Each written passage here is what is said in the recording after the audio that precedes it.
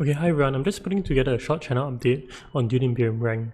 Okay, the announcements also are in the Hidden Access channel, but let me talk about the rank seasons. So rank season 1 is coming to an end. It'll end at the end of May, based on the submission time. This is all based on whatever's locked on TTS. Okay, the top 4 highest elo rolling will be invited to duke it out in a show match. So this has been expressed before. This is just more or less for fun. I think the overall winner of this season should still be the highest ranked player.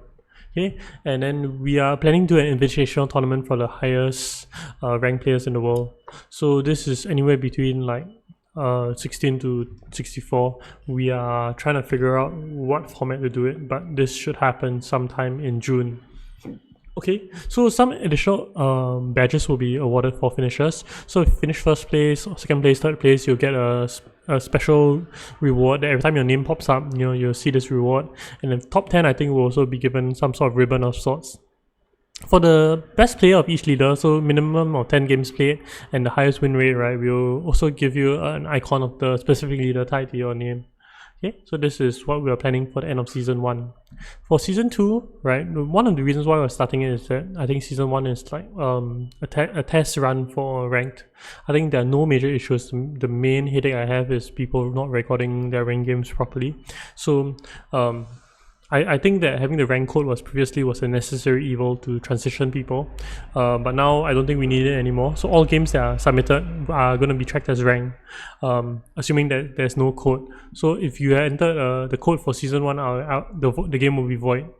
Okay, so to anyone who plays a rank game, please direct people to this video. I think the information is all here.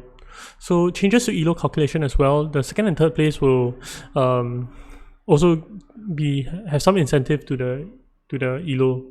So what happens is that the elo will be dampened by 40% and 20%. So let's say if you're second position and then you were to lose, let's say 20 elo, right, you will lose 40% less, so you'll only lose 12.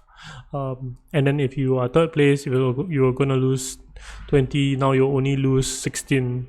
So it's still marginally small, the overall gain. However, there is some incentive to come in second and third, but majority of the incentive is still in coming in first. Okay, so there's so I put in some of the numbers on how, based on today, how it will look like, right? So the general order is still the same. So let's say Sneaker will still be on top of the table at around 1400 elo instead of 1330, right? And Holy Boss is still closely behind him. So then you have players like Felkdev. So Felkdev, I think he was on a winning streak. So because he was on a winning streak and because the general elo is higher, his later games are worth more. So that's why he will jump from 6th place to 3rd place. And LSR falls off. I think it comes down to like the recency of the game. So I think there's more advantage to play more, especially later on in the season as well. Okay, so but overall the rankings are around there. You won't expect too much changes. Okay, so the last thing that is required is that raid will be required to start for all games. So why do we need this? We need this as this will allow us to track win rate for position. Currently, we do not have this data. This data is currently corrupted.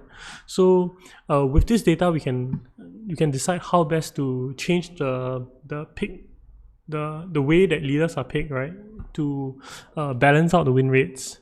I think currently in first position you can get very bad leader choices, and in fourth position currently you currently suffer in terms of overall win rate. And I guess it can feel very bad, especially if you're playing against into a strong position 2 leader. Okay, so how we're gonna, so it's gonna be a bit hard to enforce, but any game that does not start with raid, right, we'll void the game if we find out. Okay, so if we find out, we'll void the game. This is just to ensure that the data that we collect is good, and so that we can make the changes that we want to the game that we love. Okay, so we can do this by clicking on the red to start button that appears when you click on tournament mode. Okay, and that is all for this short channel update for rank. So I hope you're enjoying the season 1 of rank, and I hope that y'all are competing to um, yeah, to climb on to the top 10 of the leaderboard. Yeah, one thing to note is that I've been trying to not post some too much guides and too much statistics.